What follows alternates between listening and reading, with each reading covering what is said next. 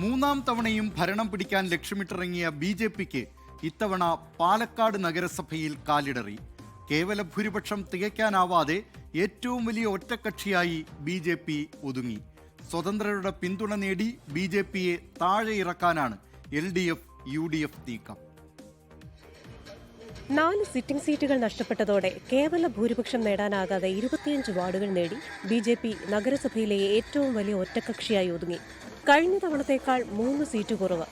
വിഭാഗീയതയും തർക്കങ്ങളും അതിജീവിച്ച് BJP treasurer E. Krishnadas ഉൾപ്പെടെ മിന്നും ഭൂരിപക്ഷത്തിൽ ജയിച്ചെങ്കിലും നഗരസഭ ആര് ഭരിക്കുമെന്നത് ഇനി കണ്ടറിയണം. സ്വതന്ത്ര പിന്തുണച്ചാൽ ഭരണ തുടർച്ചയുണ്ടാകുമെന്നാണ് BJPയുടെ പ്രതീക്ഷ.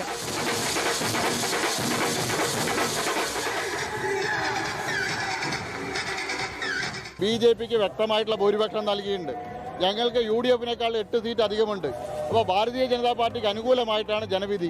ആ ജനവിധി അട്ടിമറിക്കാൻ UDFും LDFും ശ്രമിക്കരുത് എന്നാണ് ഞങ്ങൾക്ക് അഭ്യർത്ഥിക്കാനുള്ളത്.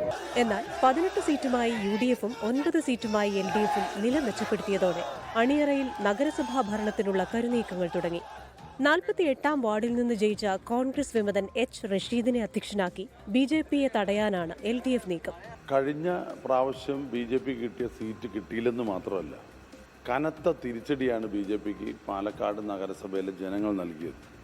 കേവല ഭൂരിപക്ഷം ഇല്ല, അവർക്ക് വ്യക്തമായ ഭൂരിപക്ഷം ഇല്ലാത്തതുകൊണ്ട് ജനവിധി മാനിച്ചുകൊണ്ട് BJP ഭരണത്തിൽ നിന്നും മാറി നിൽക്കുകയാണ് ഉചിതം. മതേതര മുന്നണിക്ക് വേണ്ടി സഹകരിക്കുമെന്ന് H. റഷീദും വ്യക്തമാക്കി. എന്ത് ഓഫർ തന്നാലും BJPയിലേക്കില്ലെന്നും റഷീദ്. ഞാൻ അങ്ങനെ ജനത്തിനോട് ചെയർമാൻ പദവി ഒന്നല്ല, ഞാൻ ഒരു സാധാരണ ഒരു കൗൺസിലർ മാത്രം ആഗ്രഹിച്ചിറങ്ങിയ ആളാണ്. ഞാൻ യാദൃശ്യമായ ഒരു സ്ഥാനാർത്ഥിയാണ്.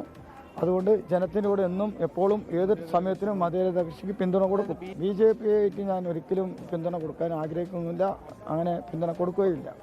24 പാലക്കാട്. ലോകത്തെവിടെയായാലും ഏത് സമയത്തും 24 വാർത്തകളും ഓഗ്മെന്റഡ് റിയാലിറ്റി പാക്കേജുകളും എക്സ്പ്ലെയിനറുകളും വിശദമായി കാണാൻ ഞങ്ങളുടെ YouTube ചാനൽ നിങ്ങൾക്ക് സബ്സ്ക്രൈബ് ചെയ്യാം.